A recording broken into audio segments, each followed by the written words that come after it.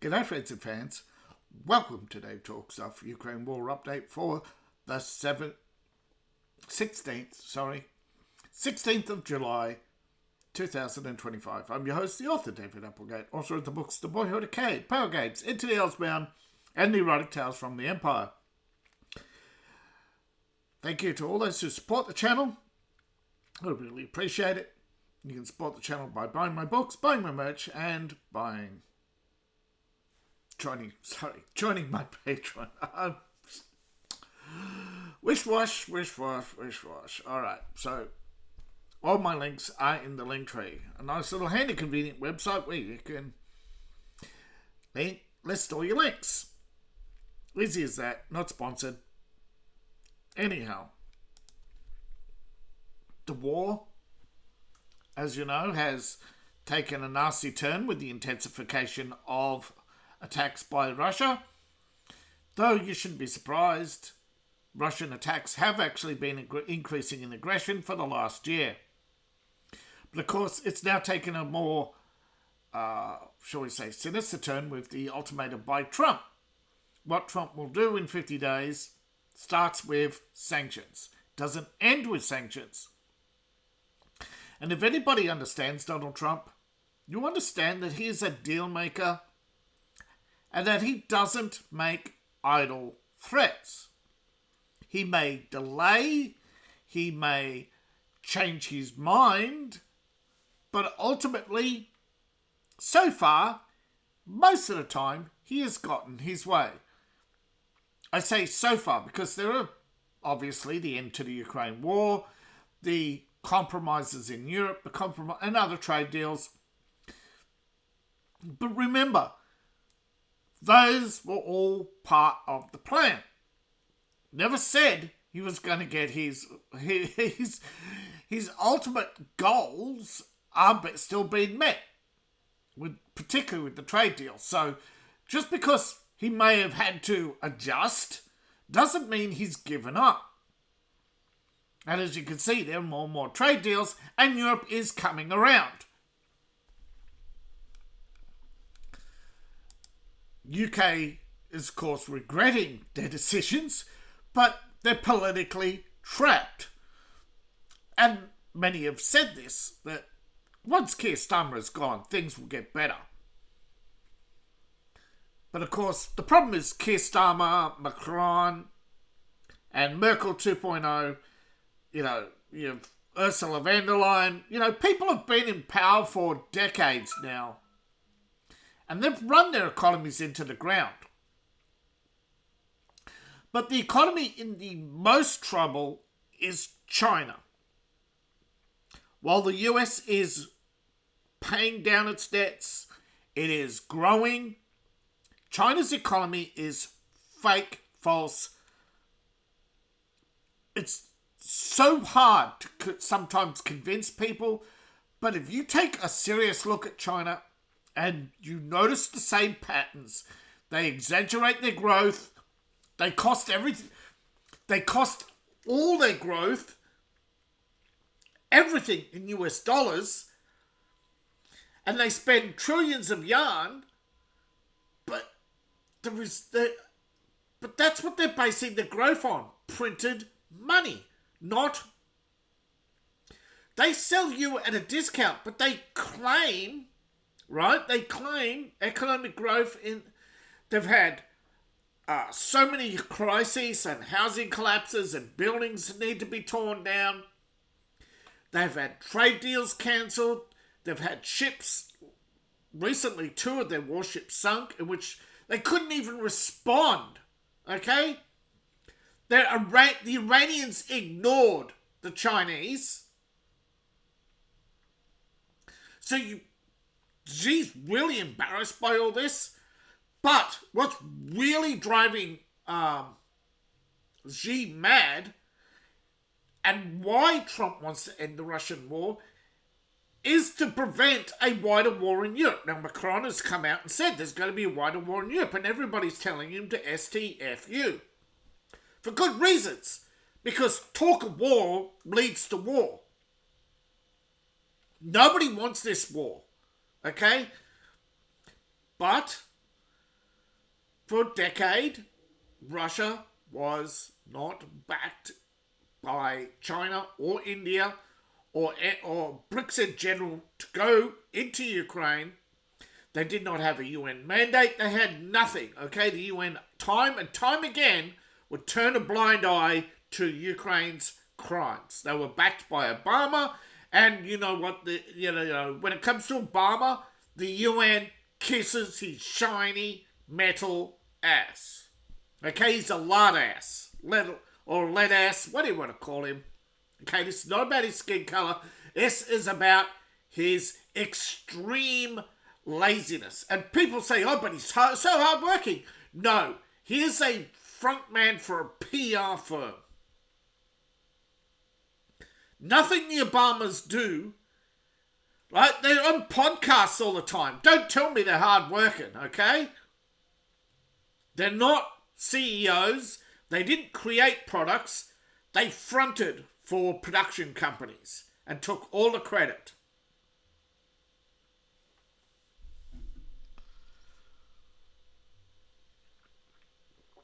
Because when you're getting $500,000 a year, you pump money into various investments, plus all the investments over the last 15 years that Obama had made. He pretty much controlled these production companies. But now that entertainment's profits are slim, things are starting to add up where he's backed into a corner. Okay, he's tried to rule through Biden, then through Kamala, and all this time he's been, of course, steering on behalf of BlackRock, which BlackRock's biggest project today is the mineral wealth of Ukraine. But 1/3 of this mineral wealth was in the hands of rebels. So they launched what they called the War of Dignity, and then changed it to the Revolution of Dignity. Now, the eastern region, known as Donbass, has appealed since 2014 for protection from Russia. That's undisputed. Most of the facts are undisputed. But what is disputed is the breakaway republic, because the UN won't recognise it and others won't recognise it. And why is this? Because the ultimate goal of China is to seize Siberia and to them it's the Near East. To us it's the Far East. All right, the Far East of, as they call it. But to China, it's the Near East. And they consider that Chinese. Why? Because it's in their sphere of influence. Why does Vietnam hate China? Because China has stated under Mao, and Xi Jinping has not said it out loud, but what he has said is the resumption of Mao's policies. So, this is why you see a lot of businesses collapse in China. And why you're going to see more businesses leave China. Every business in China now, whether they be Russian, American, Brazilian, Indian, Japanese, have to have at least one. And the bigger the company, the more Chinese they have to have on their boards. Not their Chinese partner boards. No, they have to take one of their Chinese partners and move them to their country, give them a luxury job, a luxury house, a luxury income, and funnel all business deals through them. And funnel more business to China, which is why you see decoupling rapidly increasing. Chinese businesses in Ukraine have been apparently abandoned, which has led to why you see the Ukrainian economy dropping from, I think, 74 million down to 54 million. Although for some reason they keep quoting that Ukraine's income or GDP is 74 billion. It's dropped. And they've admitted it's dropped. That 30 billion was that shortfall was being made up by Europe. No, sorry, partly by Europe. 42 billion from the United States, the rest from Europe. That has increased. Europe has increased their payment to 19 billion. Most of this is in the form of trade deals. It's not direct payments. And it's again, same with the US. It's trade deals. It's not so much direct aid anymore, which is why Zelensky is such a testy little girl about his predicament. Because as soon as the war's over, he's over. He's trying to get himself Presidente for life, to be supported. Now, Trump has taken an extraordinary move to move heaven and earth to increase the ammunition supply to Ukraine.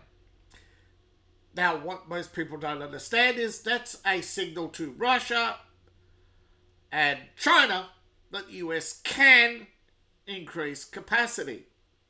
Because other countries have whined that they're at maximum capacity, and the US says, no, you're not, and increase their own capacity. It said, see, if we can turn it up in a week, you can turn it up in a week. He has shown the shortcomings of people who pretty much whine publicly because they want to embarrass the United States in order to force the US to resume some form of aid in their favour. A lot of people don't understand this. A lot of people seem to think that most of the whining about Trump is legitimate. It's politics. It's never legitimate in politics. Everything is always negotiable in politics. Trump is trying not to play politics, however. He's trying to make deals using leverage, where he's actually offering tangible trade deals in return for tangible trade deals. He's not interested in war. But what he is interested in is not seeing China force Russia to continue this war, so he's offered them trade deals.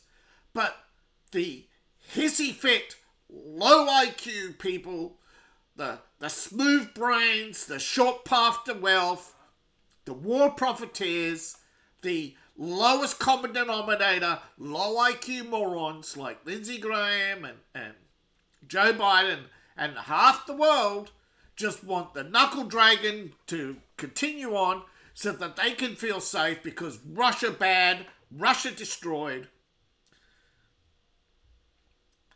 And really,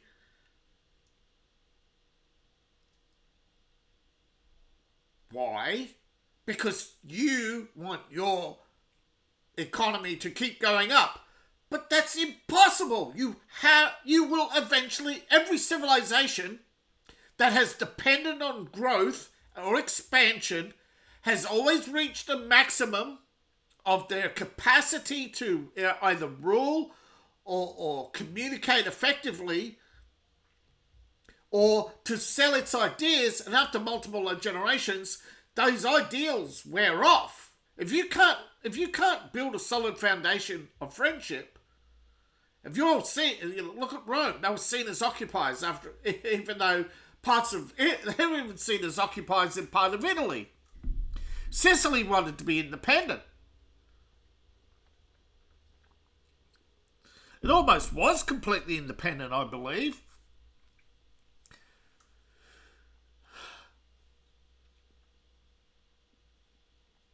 Now, the Russians, I think, in this, if you want peace, you have to compromise. You cannot say to Russia, you're the aggressor, and tell them to back off. Why? Because you were the aggressor in Iraq. You were the aggressor here, there, and everywhere. You're still the aggressor in Kosovo, You occupy Kosovo. You occupy Serbia. And now Europe seems to occupy more and more of Eastern Europe. And a lot of Eastern Europeans are going, wait a minute, we only signed up for a trade commission, not to lose our sovereignty to this extra gubernatorial body that can supersede our elections, pick our government.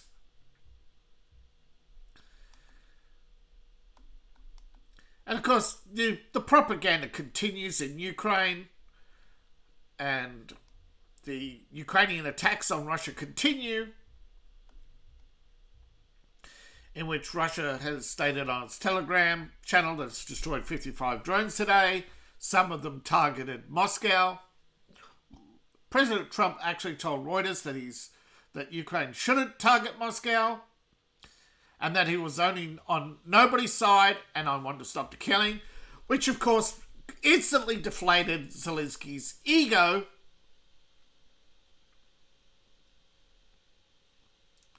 However, Russia, Dmitry Medvedev has dismissed Trump as theatrical. That's a huge mistake to make. And of course, the Italian Prime Minister is trying to get the president to change his posture, and believes that his current attitude is obviously welcome. I think Italy does want to end this war. I think Italy's starting to see that it's a albatross around their neck. It's literally the dead goose. They're finding that this goose does not lay golden eggs as promised, and many others. Yeah. Daniel Martindale, American in Ukraine, has come out officially, confirmed that he was a spy for Moscow and did in fact get a Russian passport. So Zelensky's claims of capturing a Russian spy is a lie. And of course he has taken out on Martindale's associates, who had probably no idea that Martindale was a spy. But of course, Zelensky, being a low IQ, smooth brain, shortcut to never takes the no, my assumptions are all right. Everything I say is perfect, says Zelensky. Never marry yourself to an idea, because if you turn out to be wrong, yeah. But that's the problem, isn't it? Dumb people think that it's okay to be stubborn. It's okay to have firm beliefs. Sorry, bro. Firm beliefs are when you have facts, not faith. Okay? Faith is not facts. Trust the science is religion. Because the whole point of the scientific method is to find the truth, not to find confirmation of your opinions. And speaking of confirmation of opinions, we are pretty certain that parts of Ukraine were hit today. But I'm of the opinion that those were just probing attacks for the next 24 hours, in which these explosions were merely test runs to see how many missiles have been delivered by any chain. See, air defences, when they get reloads, become active. Russia sends a few attacks first, over the first couple of days, to see what lights up and where, and they mark out the patterns, and then try to see if they can figure out how to get as many drones to target as they can. And as you can see by the size of the explosion, they've got a pretty good shot in. Obviously, what most people don't understand is, and most channels won't report, is that the majority of these drones are decoys. All observation drones. They're there to make air defences light up, so Russia can put a target on their backs and then decide which ones they'll take out and in what order. Because they don't always take them out in order, because they're firing from multiple positions at multiple targets. And don't forget, every few days, the Ukrainians shut down their drone factories and move. Okay, sometimes yes, America's done this too. They've hit empty targets to try and say, look, they used this area a lot, but we missed, but it doesn't matter because we made this area useless. But Ukraine hasn't been bombed anywhere near the extent other countries have been, nowhere near it. And of course, Ukraine's industrial capacity, well, 90% of it isn't in Ukraine anyway. And as we know, a lot of Ukrainian drones are in fact Chinese. So Ukraine and Russia are using the same drones. We know this because a lot of Russian drones also come with Chinese parts. We know that recently some were made in Iran, but they were assembled there primarily. Just the casings were cast.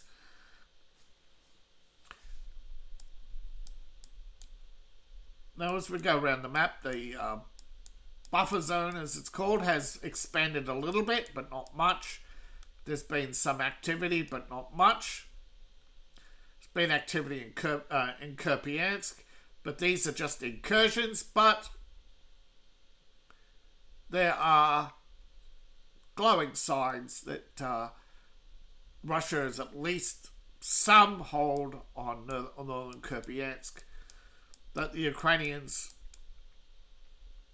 every time they try to reinforce their positions or move in to retake, even though Russia doesn't occupy it fully, the Russians do rush in to shore up what little, advanced positions they hold. Mostly forward, what would you call it? A forward observer, I think. But if you see in most areas, these are just lines of trenches that have hardly seen any action now for months. That's not to say there isn't any. It's not what you would say a pot shot or two. But most of these troops are settling in. It's becoming more and more apparent, and I've said this for months now, that Russia is drawing its borders. But in some areas it hasn't finished drawing. It hasn't finished. And I think, well, obviously Putin's going to skate on thin ice as far as I'm concerned.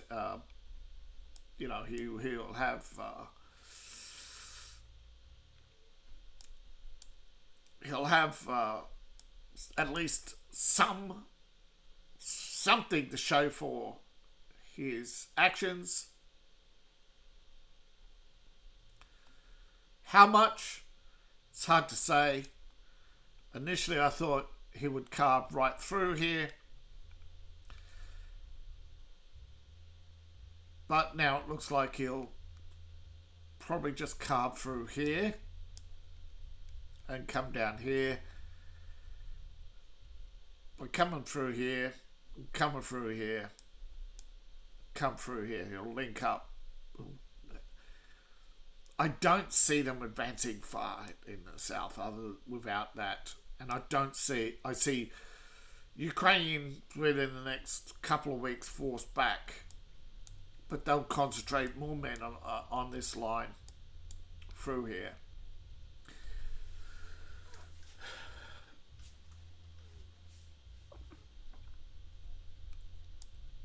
Russia can't afford, to go past, I think, 25 days. But Zelensky is dragging his heels and he sees no reason to negotiate now because all he has to do is wait out Trump's ultimatum. But I think that's going to be a big mistake that comes back to bite him on the arse. Because, it's alright, so Putin makes a deal and then attacks Russia. Putin makes a deal and then attacks Ukraine, and Ukraine responds by attacking Russia, which triggers further response. Yes, that's obviously not a good sign for peace, But that's part of Russia's strategy, is to pressure Ukraine by destroying them piecemeal. Ukraine thinks that they could hold out and make Russia pay the bill. Russia would rather make them glow in the dark. I don't think so. I think Russia will hit them hard. And I think, in the grand scheme of things, I think Putin will pull a rabbit out of the hat, either day 45 or something. He'll approach Parliament and they'll go into a 10-day shutdown, and then make an announcement and then say, that they have come to a deal with the United States, and then if Zelensky doesn't accept it, Russia will resume in, or if Ukraine rearms, they've got to do something to save face. Because if Russia is, if Europe's goal is to weaken Russia so that they get their slice of the pie, because if China invades, in their mind, they get to invade and carve up Russia.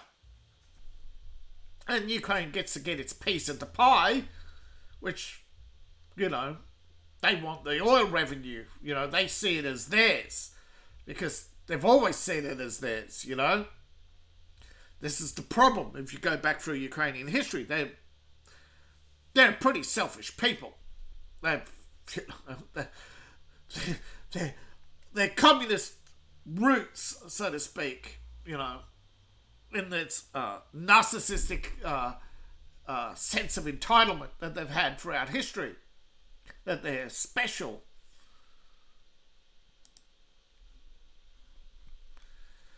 But approximately, Russia's battle group South has taken 2 towns. As you can see, this is a sign of how dug in some of the Russian positions are, in that they have tunnels between artillery positions,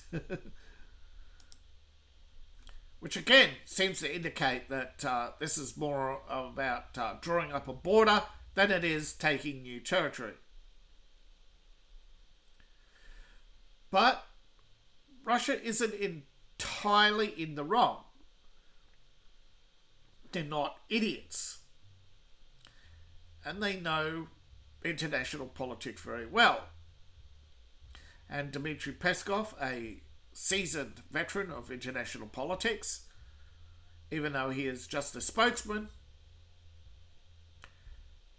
has put the Trump's ultimatum back into President Trump's corner by saying, well, got to put some pressure on the Ukrainian side to come to the table. They haven't responded to our request for negotiations, and every deal we've offered them, they've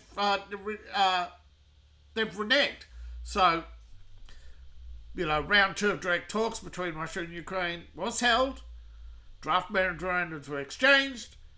They have exchanged people, but Ukraine has failed to respond to the next round of talks, which was supposed to be mid-July, or early July actually, last week, then this week, and then it's just keeps getting put off, basically. Trump has not only issued an ultimatum to Russia, but also one to Ukraine. However, Russia has made a tactical error, according to... But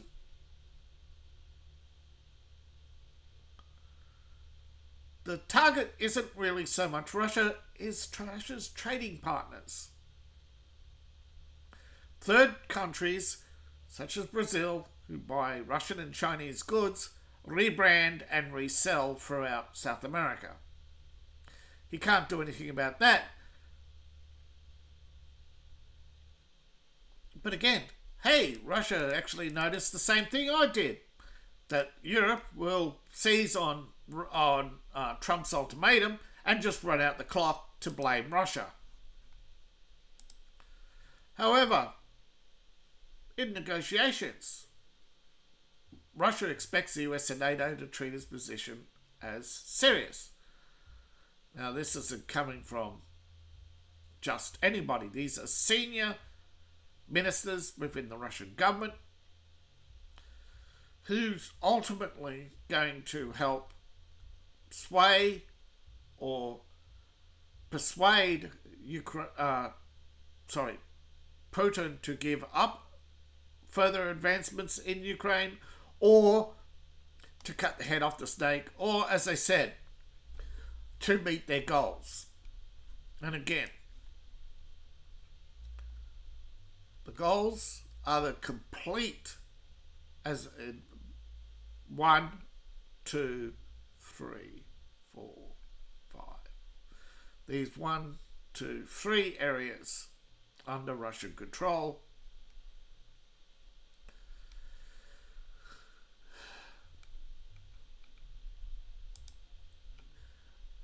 I think there needs to be some transparency, because obviously diplomats hate transparency, because what they want to do is they always want to hedge their bets so that they can come out and say, it was our position all along.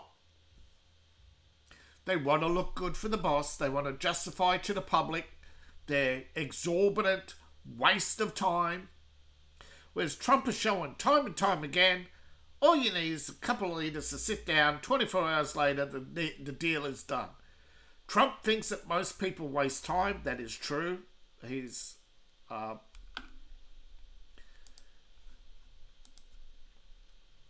wasting lives, which is true. Most leaders don't care about lives because their base, it doesn't blow back from their base. They're not wasting their base's lives. Then the base is happy for their opposition to be sent to war and killed off. It's why the left has no morals. Now, the Kremlin has called on all parties to put pressure on Ukraine.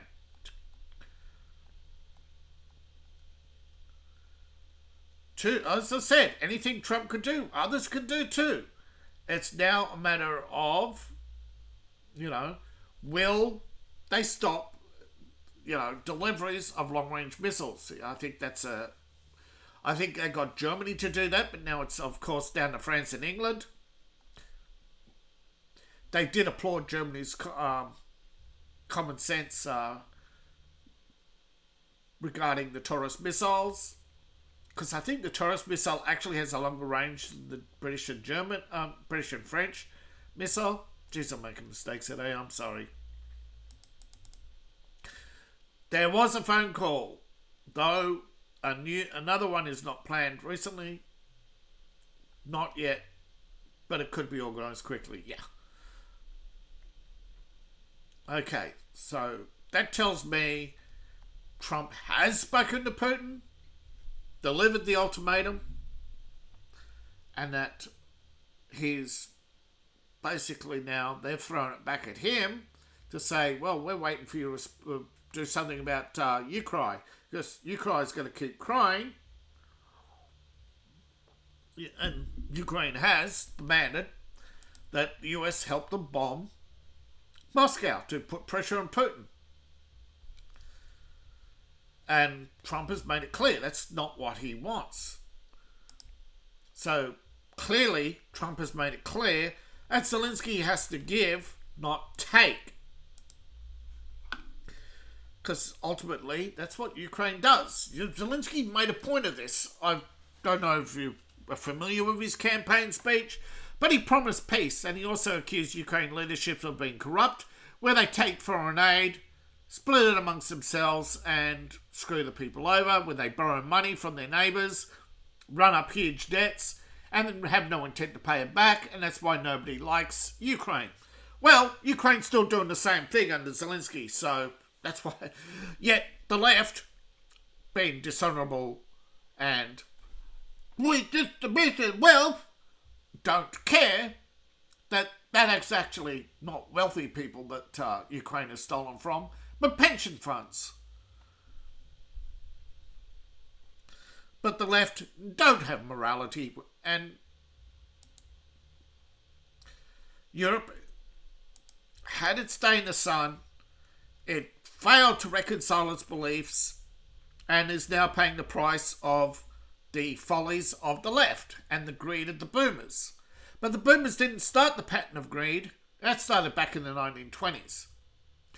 But each generation since the boomers have only gotten worse. If you remember the financial disasters that have followed, particularly the follies of Obama, and as you see with China, the fake economy there. But I think ultimately this comes down to what Putin and Trump can negotiate over the next 50 days, most of which will be done behind closed doors. And let's hope that cooler heads prevail. And God willing, somebody knocks some sense into Zelensky or the Ukrainian opponent decide that their careers are more important than his life. Because ultimately, those who have the courage to end the Ukraine war are going to be on the right side of history, where those who want to continue it, whether they be in Ukraine or Russia, will ultimately pay a political price. Unfortunately, they will not pay the proper price for the waste of life that they have engaged in. Thank you for watching. Please like, share, and subscribe, and please support the channel. You can support me on Patreon, buy my books, buy my merch. All my links are in the link tree, which you can find in the description below, in my profile, or scan the QR code on the screen. Please and thank you. See you in the next video. Bye for now.